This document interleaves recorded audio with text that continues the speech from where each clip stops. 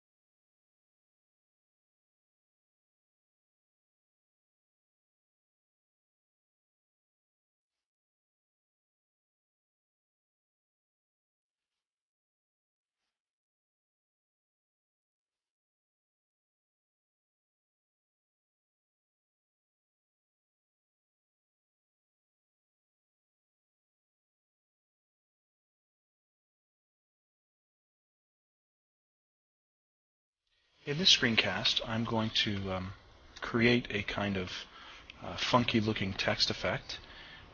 And what we'll do first is start with the text tool. Click here and type a word. Anything is good. We'll hit F1 to select it and enlarge that. Funkalicious. Okay. And now I want to change the font, so I'll bring up the font dialog, and what I'm going to do is actually change the font first to this one. It's called, I believe, Bakemuck Headline. Probably butchered that pronunciation, but anyways, I selected it here. It's a nice chunky text. Hit apply, close. Now I've got that thicker text. I can enlarge it here so you can see it a bit better. And now what I'm going to do is bring up the fill and stroke dialog box here, and I'm going to do two things. One is I'm going to turn off the fill, and the stroke I'm going to change to black and pick a decent thickness here. Probably 4 is good. And there I have my text. Now what I'm going to do is select that text, and I'm going to create a duplicate by hitting Control D. Now there's 2 of them here. I'm going to just click once and select one, the upper one, and I'm going to convert it to a path. So what I'll do is go Path, Object to Path. Now if I double click that, I could tell it's a path because it shows all the nodes. So when it's showing all the nodes like this, I'm going to go up to the menu and use Path, Dynamic Offset. What that does is leave one node here. I'm going to grab that node holding the Control key, and I'm going to drag it vertically up just a bit, and you can see it once I let go of the mouse button, it creates this outline around that text. Okay, and the object that it's created isn't a path. If I double click it, it doesn't give me the nodes. And what I want to do is create another offset. What I have to do then is select that object, hit Control D to duplicate it, and now the duplicate is selected. I'll click Path, Object to Path again. I could double click it, see the nodes again, and again Path, Dynamic Offset, and I'm going to just offset this one again, like that. Okay, you see a little bit of funny stuff going on here at the O. We can fix that later. What I'm going to do now is hit F1 to get the selection tool, or click the selection tool, and I'm going to start filling in colors. So I will select the innermost text and bring over the fill and stroke dialog box, and on the fill I'm going to change it to a glorious dark purple. Okay. Next I'm going to select the next outline out. Again, bring in the fill and stroke dialog box, change it to a solid. You'll see it covers over the original because it's above it. We'll send it behind in a second. We'll just pick another color here. Maybe a kind of sickly greenish blue, and that's probably good. And then I'm going to select, actually make sure it's selected. I'm going to hit page down and you'll see we've sent it behind the purple text. Now we'll select the outer one. Again, I'm going to change the fill to bright orange, and once it's selected, page down twice to send it to the back.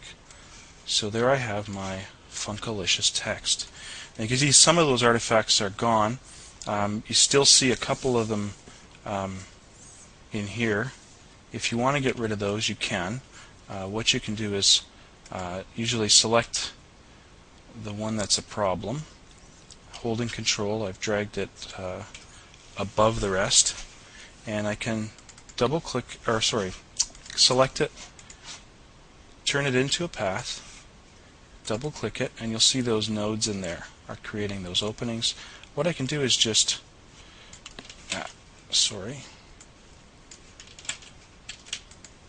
let's try this again. Let's make that a path, double click it, and we'll window those nodes and hit delete. And you'll see it fills in solid. Hit F1 to select it, and I'm going to move it, holding the Control key, move it back down. Okay, so there I've got my text. One other thing I might do here to kind of spruce it up a bit is select that purple object. I'm going to create a duplicate, move the duplicate up, and now using this curve tool, I'm going to draw kind of a curve through this and then create a closed polygon. Hit F1 to select that polygon, hold Shift and select the text as well. So we've got them both selected. Do path, intersection, so I'm left with just that chopped bit.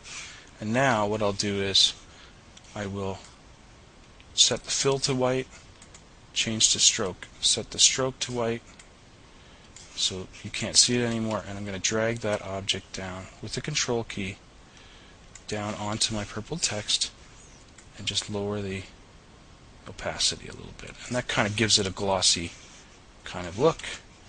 And there we have our Funkalicious text. You can do other things. You know, the good thing about Inkscape is you can